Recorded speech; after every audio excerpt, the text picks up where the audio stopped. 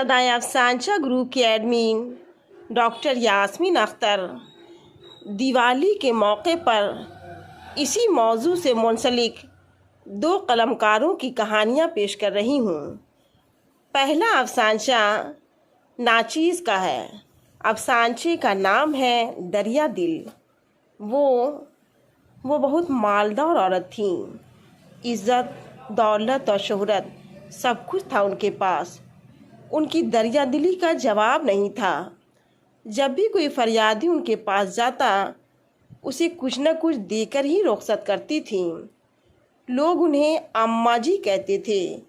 महल जैसा घर था उनका। घर में बेटे, बहू, पोते पोतियाँ और नौकर चौकर थे। त्यौहार के मौके पर दो चार औरतें और ज़्यादा बढ़ जाती थीं। उस दिन दिवाली थी। उन्होंने अपनी नौकरानियों के लिए अपनी पसंद की साड़ियाँ खरीदी थीं। मंगली उसके घर में काम करती थी। जिस रोज़ अम्मा जी ने साड़ियाँ तकसीम की थी वो काम पर नहीं गई थी। गंगा साड़ी के लालच में अपनी बहू को साथ लेकर गई थी। उसकी बहू उनके यहाँ काम नहीं करती थी, त्यौहार के दिनों में भी नहीं। इस बात की भनक मंगली को लग गई। उसको अपनी बेटी का ख्याल आया। मैं अपनी सुंदरी को भी साथ लेकर जाऊंगी, लेकिन सुंदरी छोटी है, वो साड़ी नहीं पहनती है। उसको मैं अपनी साड़ी पहना दूंगी, वो बड़ी लगने लगेगी। मंगली शाम में उनके घर गई। अम्मा जी ने एक कीमती साड़ी सुंदरी के लिए निकाली और बोली, बहुत ही प्यारी बच्ची है, आज दिवाली है, इसको मैं अपने हाथों से साड़ी पहनाऊंगी। अम्मा जी ने जरी के काम वाली साड़ी पहनाई और मिठाइयों से भरा डब्बा उसकी तरफ बढ़ा दिया। दोनों माँ बेटी खुशी खुशी घर चली गई। उन्हें क्या मालूम था कि उसकी बरहना तस्वीर कैमरे में कैद हो चुकी है। अम्मा जी ने अपनी सहेली को फ़ोन करके कहा, तुम्हें एक कम उम्र लड़की की ज़रूरत थी, मैं वीडियो भेज रही हूँ, उसमें रंग भरना तुम्हारा काम है। दूसरा अफसानचा स्वाति कुमारी का है। अफसानचे का नाम है लहरें। आज दिवाली है। चारों तरफ पटाखों की आवाज़ें गूंज रही हैं, मगर हम त्यौहार नहीं मना सकते। क्यों? गुड्डू ने आंखों में आंसू भरकर कहा।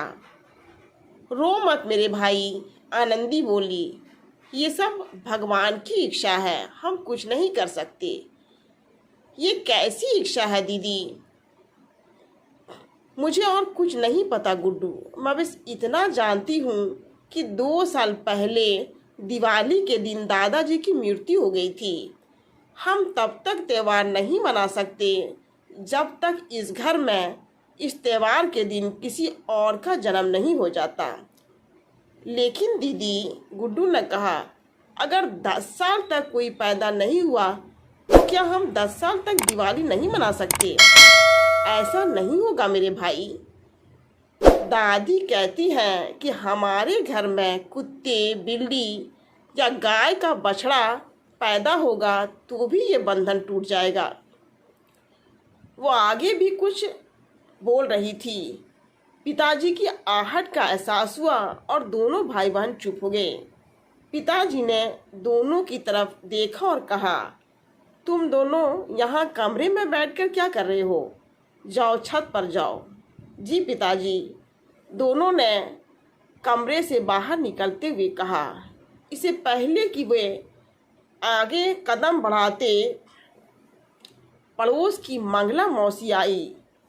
दोनों भाई बहन के सर पर हाथ फेरा और कहा, हम तुम्हें लेने आए हैं। चलो बच्चों, हमारे बच्चों के साथ त्योहार का आनंद लेना। दोनों भाई बहन के चेहरे पर खुशियों की लहरें दौड़ गई थीं।